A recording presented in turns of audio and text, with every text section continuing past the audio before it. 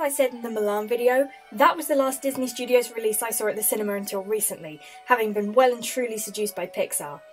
So from here on out, all the Disney Studios and Disney sequel films I have only ever seen with adult eyes, with no veneer of nostalgia to cloud my judgment.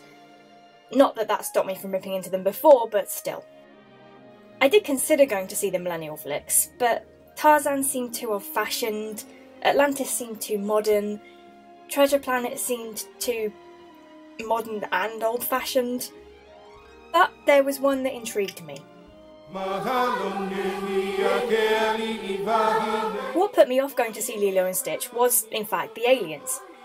I thought the Hawaiian stuff, with watercolour backgrounds and vivid animation, looked stunningly beautiful, but the sci-fi stuff just looked kind of lame. In a way, I was right. The weakest part of the film is the aliens. But I was also wrong, because the alien plot is still really, really good. However, where the movie shines is in the Hawaiian plot. One of the best stories Disney, or anyone, has ever done. And that is largely down to the strength of the characters. Lilo is one of the most bizarre, out-of-place characters ever, and I don't in any way mean that badly.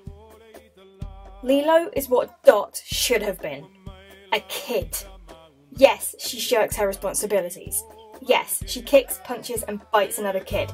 Yes, she nails the door shut so her sister and social worker can't get in the house. She's selfish, out of control and loud. Well, yeah, that's kids. I can't stand TV shows or movies where the children are perfect angels, because who can relate to that? Lilo has to learn and develop and grow, the way we all did. Her sister Nani, who is fighting hard to keep custody of Lilo, may be the hardest working Disney girl yet. Fresh from the pain of losing her parents, she now has to be a mother to Lilo, as well as a sister, deal with an intimidating social worker, find and hold down a decent job, all while struggling to keep balance in her own life, constantly turning away the affection of a man she's in love with, because it's never the right time. As hardworking as Snow White and Cinderella are, I don't feel for them on anywhere near the level I feel for Nani, because she actually shows the effects of her toiling. She's always tired and stressed, always frustrated and frequently upset. Even in her rare moments of joy, she's distracted by the weight of her many responsibilities and the lingering threat of losing her sister. Their bond is both fragile and strong, heartwarming and heartbreaking, real and absolutely beautiful. Bravo, Disney. Bravo.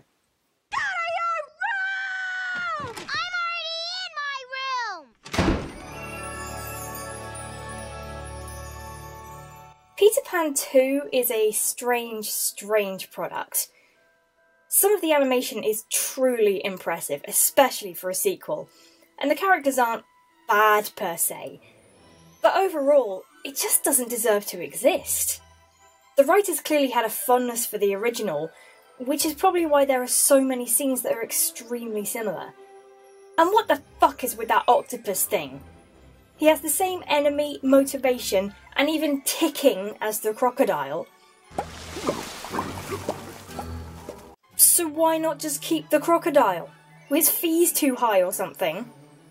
The only thing that's really different is Wendy's cynical daughter Jane, who gets brought to Neverland, which basically destroys the metaphor. If she doesn't believe in Neverland, she shouldn't be able to visit it, end of.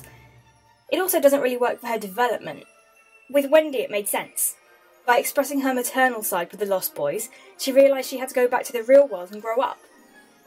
With Jane, she has to get in touch with her inner child so she can go back to the real world and deal with World War II. Yeah, I get what they were going for, finding joy amongst the pain. But it doesn't work for me, because I actually really liked Jane before the emotional journey. I liked that she was sensible and responsible and brave. There's a fucking war going on, those are valuable assets. Wendy has barely changed since the original, and for once I don't mean that in a good way. Like I said, there's a fucking war going on. Sometimes a sock puppet show won't cut it. Go out and get rations instead of sending your young child to do it.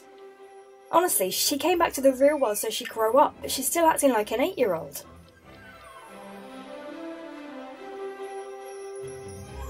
Literally, the only note I wrote down for Tinkerbell was, still a bitch. Which is true. Which is impressive.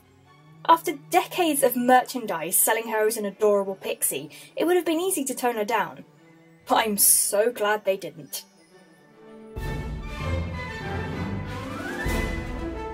This character is a rare highlight in a remarkably bizarre and patchy film. She has the benefit of being voiced by Emma Thompson, who manages to make her spirited, humorous, and even dignified. 3 words I probably would not have used upon seeing a still image of her. I mean, what were they thinking? Although it's not as fucked up as whatever this thing is. Did I mention they have a romance? And it's actually really sweet and believable, even though it should be super creepy? It's a miracle. Like how she says really awful things about her crew, yet instead of coming off mean or arrogant, she's funny and respectful. And her feline figure makes her extremely pleasing to watch when in movement. Meow indeed. I'm not sure she's worth sitting through this movie for, but if you have to watch it, at least there's her. Join me next time for... Oh, no. Oh, yay! Oh god, no!